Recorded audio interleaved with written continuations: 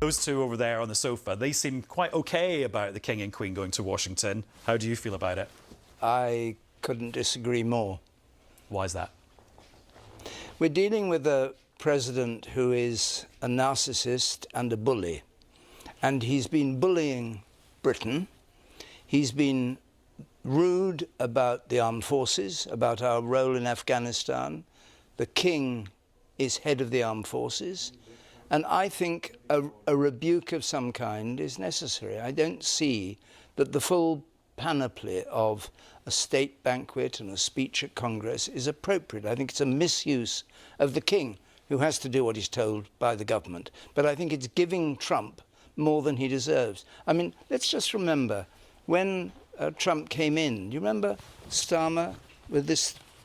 This is a Ratting letter. it out, the big moment in the Oval Office. This is a letter. Yeah. It's only the second time in history that somebody's been invited. And Trump was all over it, you know, coming to the visit in Windsor.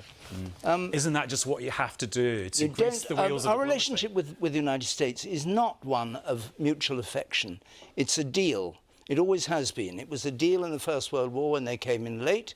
It was a deal in the Second World War when they waited till Pearl Harbor happened. It's always been a negotiated deal. The relationship has been a good one, but it's not as if we're sort of bonded with friendship. You know, well, I don't know though, because it's not like a sort of romantic relationship. Well, except the one thing in the world that Donald Trump doesn't seem to treat like a deal in a business meeting is when he meets the King. He seems to actually really like him. And so what? Well, that's a way of Britain getting some leverage with Trump. We may have got some leverage on the tariffs in the early stages, but I would suggest that now Trump has gone rogue on the war in Iran, and he's behaved, well, brutally truthful. He's been sort of disparaging Britain's role and NATO's role and Europe's role. It's a very bad political moment to send him the present of the King with all the panoply that involves. And a state banquet while he's bombing the hell out of Iran and people are dying all over the Middle East, a state banquet for the King? Really? No. It would have been appropriate, I think, to have said, quite simply to the President, through the usual channels, look, this is probably not quite the right moment for the King to come here. Let's postpone it. You know, Trump says the war's over, but we know it's not over. Let's postpone it until things quieten down a bit. But do you think to go in the middle of this war is a mistake? But do you think the government could have really done that without provoking a massive response from Trump? Wouldn't he have felt massively snubbed? What would a massive response be? Well, who knows with Donald Trump?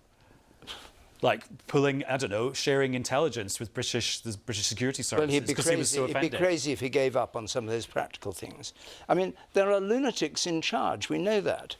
There are lunatics in charge of the Pentagon at the moment. There are lunatics in charge of this war. They just blather anything they want. But under that, the structure of the relationship on intelligence, obviously, is very important to both sides. I don't think those things will be damaged. I'm just suggesting that not having a state visit right now, which I think will stick in the craw of a lot of people in this country who not just disapprove of Trump's behaviour, but actually are very dubious about the war aims and whether they're going to work and the damage it's going to do, that to have the full panoply of a state visit at that moment is not desirable. And, I mean, diplomacy and politics are about gestures and manoeuvres, and I think it would be perfectly sensible to have found a way of saying this is not the right moment. I'm just thinking back to your documentary, which people can watch on iPlayer, and about how actually over the years... What about the monarchy? Yes. You've got many other documentaries as well.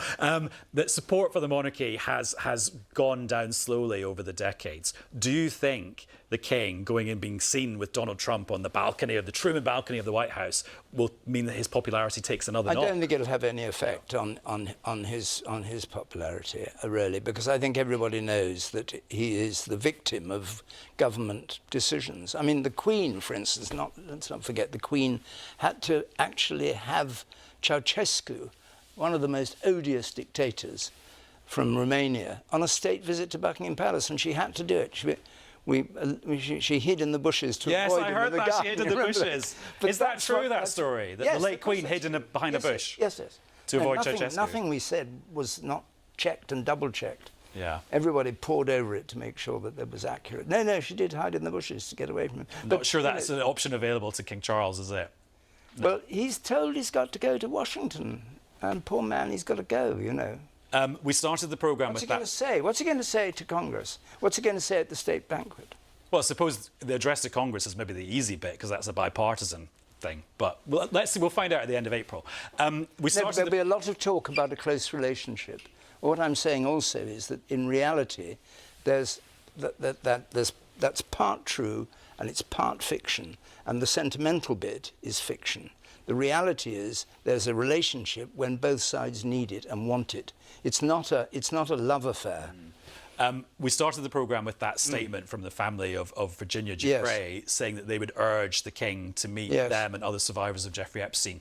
Does the King's brother, the former Prince Andrew, does that cast a shadow over this whole trip as well? Well, I shouldn't have thought to anybody sensible. No, it wouldn't. Brothers. Why not? Well, it's his brother, it's not him. That's not how the victims and the survivors see it. Well, they don't see the King as having covered up for his brother, do they? I think some of them might do. Well, as far as I know, he's said he thinks it's all appalling and he apologises for what happened. Not naming his brother because we know his brother has said he's not guilty of any of these things. But he said that, you know, abuse of young women is a terrible thing. But I don't see that meeting them would do any good. But I just wonder, is that a sign of the culture clash that I can imagine a lot of Americans saying, yeah, this guy's brother is accused of terrible things. He should come and answer questions about it. Or I think that's an outrageous thing to say. How so? I think even to put that is outrageous because it's not his affair. He's not accused of having any relationship at all with Epstein. Oh, no, I'm not suggesting that. But so why should he apologise for his brother's behaviour? No, but I'm just wondering if whether the culture in America views the royals differently and they just think the King is another character in this big controversial story. Well, maybe they do. Maybe they do, and so be it. They're wrong.